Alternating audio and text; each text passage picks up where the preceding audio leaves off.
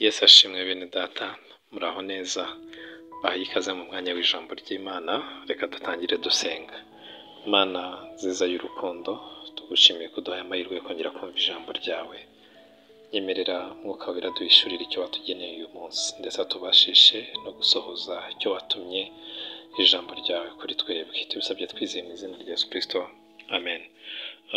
Uyu ni umunsi wa gatatu tuganira ijambo ry'Imana rifite intego yuko twaba abantu banezeza Imana. Kunezeza Imana niyo ntego dufite muri iki cyumweru. Kuri uyu munsi rero wa gatatu turasoma ijambo ry'Imana dusanga muri Zaburi y'Ijana-na-mirongo-ine-na-karindwi umurongo wa 11. Haranditse ngo Uwiteka anezererwa abamwubaha, anezererwa abategereza imbabazi ze. Imana yacu itugirire neza. Ku munsi wa mbere tuganira kuri iyi ntego twasomye ijambo rivuga ngo mugende nk'uko bikwiriye ab'umwami wacu, mumunezeze muri byose, mwe kumenya Imana gutyo. Twibanze cyane kuri aho ngaho ngo mugende nk'uko bikwiriye ab'umwami wacu. Twabonye yuko kugira ngo ubashe kunezeza Imana bihera mu kugenda nk'uko bikwiriye ab'umwami wacu. Ab'umwami wacu bavuga ni abizeye Yesu Kristo nk'umwami n'umukiza. Abo rero bagira uko bagenda, bagira uko bavuga, bagira uko babayeho. Umuntu ugenda koko nk'uko bikwiriye ab'umwami Imana anezeza Imana bigakunda. Apana kwitirirwa gusa ngo uri umukristo, kwitirirwa gusa ngo uri umwana w'Imana. Ahubwo hirya yo kubyitwa ukwiriye no kugenda nk'uko abo ngabo bagenda. Imana itugirire neza. Ibyo twabonye ku binezeza Imana.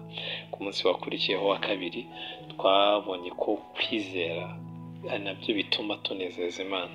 Ubwo ijambo ry'Imana mu Baheburayo 11 niho twasomye 11:6 baravuga ngo umuntu utizera ntashobora kunezeza Imana. Twabonye kwizera icyo ari cyo, tubiganiraho cyangwa umwanya.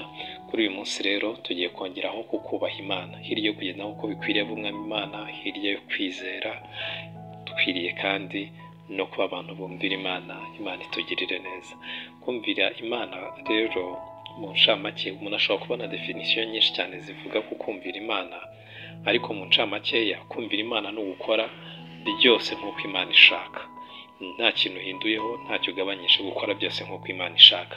Gutekereza nk'uko Imana ishaka, kugenda nk'uko Imana ishaka, kuvuga nk'uko Imana ishaka. Imana itugirire neza.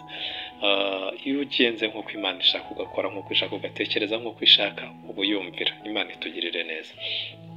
Bene abo bantu rero bumvira Imana, Imana irabanezererwa, batera Imana umunezero. Imana yacu itugirire neza.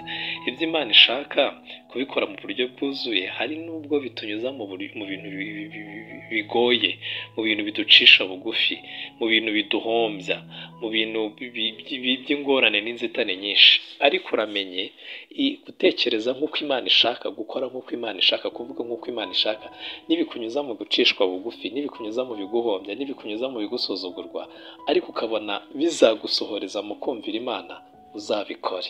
Uko bene abo bayumvira, Imana irabanezererwa. Imana yacu itugirire neza. Kumvira Imana ni byiza, ni iby'igiciro cyinshi, binezeza umutima w'Imana, Imana ikanezererwa. Nta kintu cy'igiciro cyinshi cyane ku isi nko kubaho unezererwa n'Imana. Donc Imana ikunezererwa. Imana itugirire neza. Hari inyungu rero ikomeye cyane iri mu kunezeza Imana, biturutse mu kuyubaha.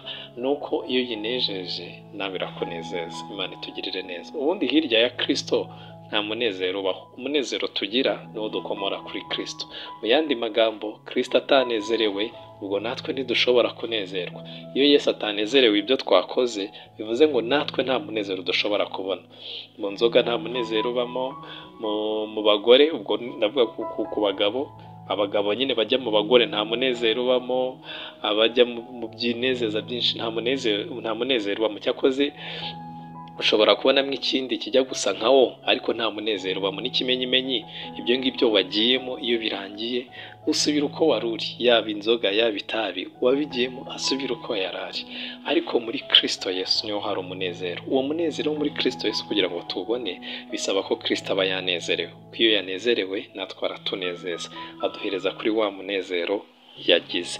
Ikintu rero kimunezeza nuko tumwumvira. Imana itugirire neza. Mwifurije kubaho ubuzima bwo kumvira Imana, kuko iyo uyumviye iranezerwa, kandi iyo inezerewe nawe irakunezeza. Imana yacu itugirire neza. Murakoze cyane. Yesu aduhane umugisha, yubahe, uyinezeze, kuko nawe bizakungura umunezero. Ugende nk'uko bikwiriye ab'umwami wacu, uyizere, hanyuma uyu munsi twongeyeho no kuyumvira ni ugukora byose nk'uko ishaka. Iyo nibiba bityo izanezerwa maze nawe ikunezeze. Yesu aduhane umugisha.